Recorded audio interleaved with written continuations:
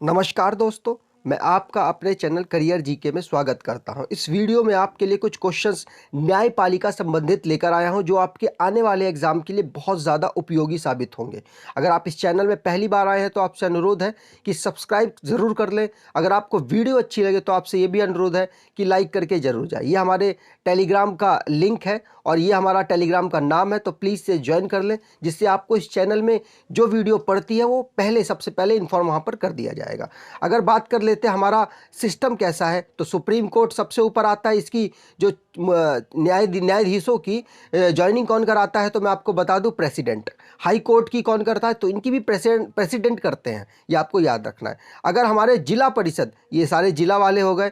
अगर जिला वालों की बात की जाए तो जो जिला में हमारे कोर्ट्स हैं उनकी कौन कराता है, तो देखो ये कुछ एग्जाम से आते हैं, कुछ गवर्नर अपनी ताकत यूज करके करता है, कुछ हमारी वहाँ की विधानसभा कर देती है। तो मतलब मिली जुली सरकार रहती है यहाँ पर।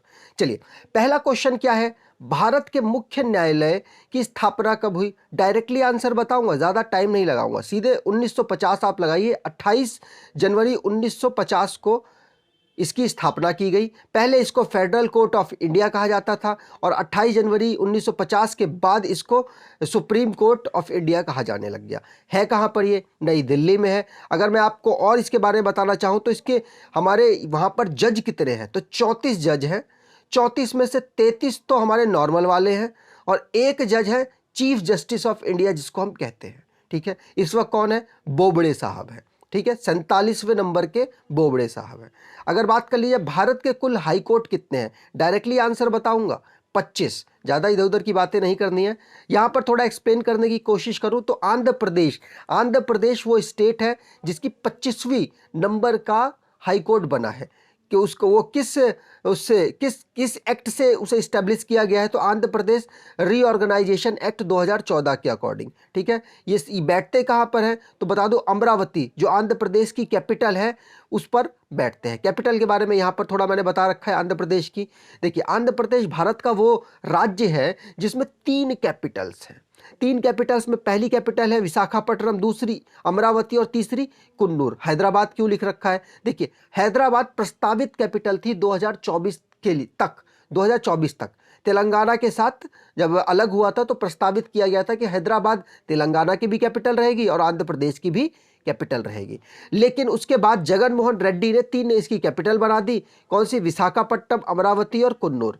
विशाखापट्टनम एग्जीक्यूटिव कैपिटल है और अमरावती लेजिस्लेटिव कैपिटल है और कुन्नूर जुडिशरी कैपिटल है। यहाँ पर मैंने आपको लिख भी रखा है। ठीक है, अगर पीडीएफ आपको चाहिए तो आपसे अनुरोध है कि हमारा टेलीग्राम जरूर ज्वाइन कर ले, मैं वहाँ पर सारी पीडीएफ इसकी डाल देता हूँ। ठीक है, अगर मैं आपको बता दूं कि जो आंध्र प्रदेश है, आंध्र प्रदेश मतलब द्विसदनी है। द्विसदनी का मतलब कि यहाँ पर विधानसभा भी है और विधान परिषद भी है। हमारे भारत के 6 राज्य ऐसे हैं जहाँ पर विधानसभा भी है और विधान परिषद भी है। अगर मैं बात करूं कौन कौन से हैं, तो कर्नाटक एक हो जाएगा, एक महाराष्ट्र हो जाएगा, एक हमारा आंध्र प्रदेश हो जाएगा, तेलंगाना हो जाएगा, उत्तर प्रदेश और बिहार।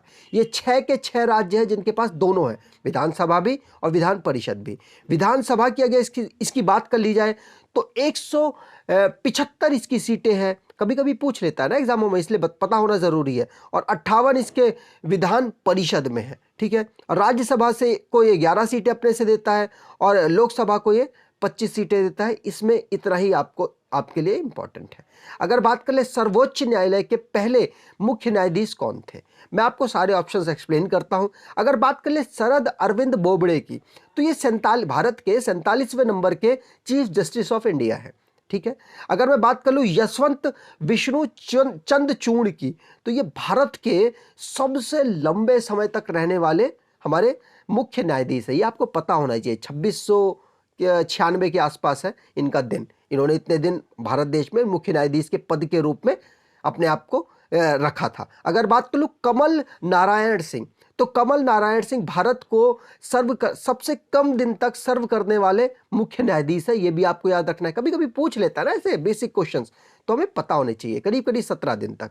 और हीरालाल जे कौनिया, ये वही आदमी है जिन्होंने पहले हमारे मुख्य न्यायाधीश रहे हैं। ठीक है, यहाँ पर आंसर लगा रखा है। यहाँ पर थोड़ा सा एक्सप्लेन करने की कोशिश की है।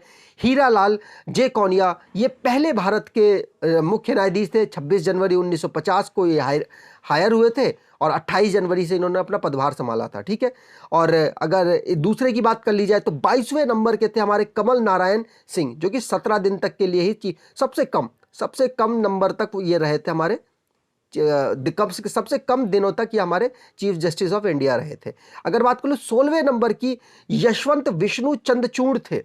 16वें नंबर के यशवंत विष्णु चंद्रचूड़, जो कि 2696 दिनों तक हमारे चीफ जस्टिस ऑफ इंडिया मतलब मुख्य न्यायाधीश रहे थे।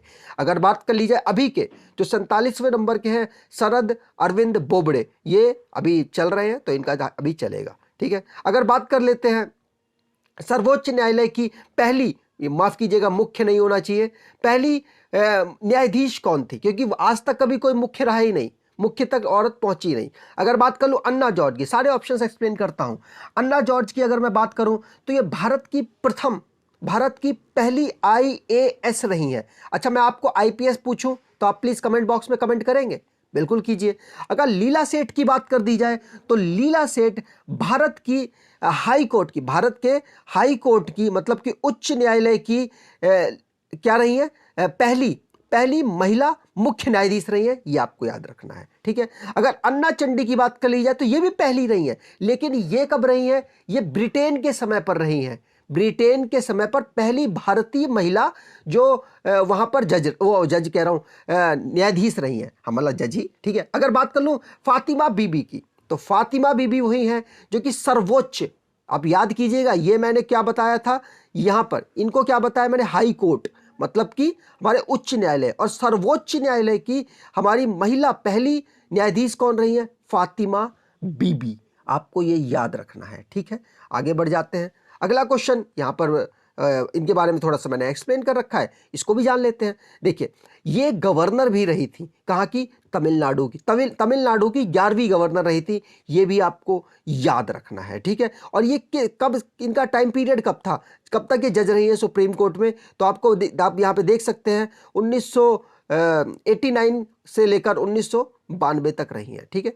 अगर बात कर लेते हैं सर्वोच्च न्यायालय के मुख्य न्यायाधीशों की सैलरी कितनी होती है, मैंने दोबारा से क्वेश्चन सुन लो, सर्वोच्च न्यायालय मतलब सुप्रीम कोर्ट के मुख्य न्यायाधीश की सैलरी कितनी होती है, डायरेक्टली बताऊं, 2,80,000, आपको याद रखना है। अगर मैं बात कर लूं 2,50,000 किसकी होती है, देखो 34 होते हैं ना, 34 में से एक तो हमारे हो गए मुख्य न्यायाधीश, 33 हो गए हमारे नॉर्मल न्यायाधीश। तो नॉर्मल जो सुप्रीम कोर्ट के न्यायाधीश हैं उनकी 2,50,000 होती है, और जो मुख्य होता है उसकी 2,80,000 होती है, ये आपको याद रखना है।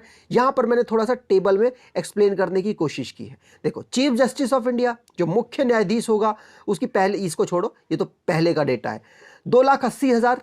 अगर मैं बात कर लूं जो जैसे एक है और 33 ये है, तो 33 की सैलरी कितनी होगी, 2,50,000। अगर मैं बात कर लूं हाई कोर्ट की, हमारे हाई कोर्ट के चीफ जस्टिस ऑफ इंडिया की, चीफ जस्टिस ऑफ स्टेट ही होता है वो, चीफ जस्टिस ऑफ स्टेट की कितनी है, 2,50,000। अगर उनके और दूसरे भी जज होंगे वो 2,25,000। आपने पूछा नहीं कि दूसरे जो जज होंगे वो कितने हो सकते हैं, यहां पर तो आपने बता दिया 33 है सुप्रीम कोर्ट में, लेकिन हाई कोर्ट में कितने होंगे, भैया जिसको जितनी रिक्वायरमेंट है उतनी रखो, वहां पर कोई लिमिटेशन नहीं है, ठीक है।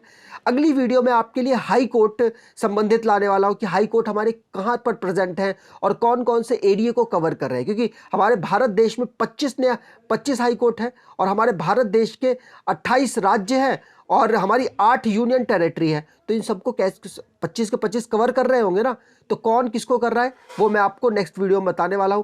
अगर आपको वीडियो अच्छी लगी है तो आपसे अनुरोध है कि सब्सक्राइब जरूर कर लें। अगर आपको वीडियो बहुत अच्छी लगे तो लाइक और कम से कम एक ग्रुप में ज़रूर शेयर करें। हमारा टेलीग्राम ज़रूर ज्वाइन कर लें। धन्यवाद।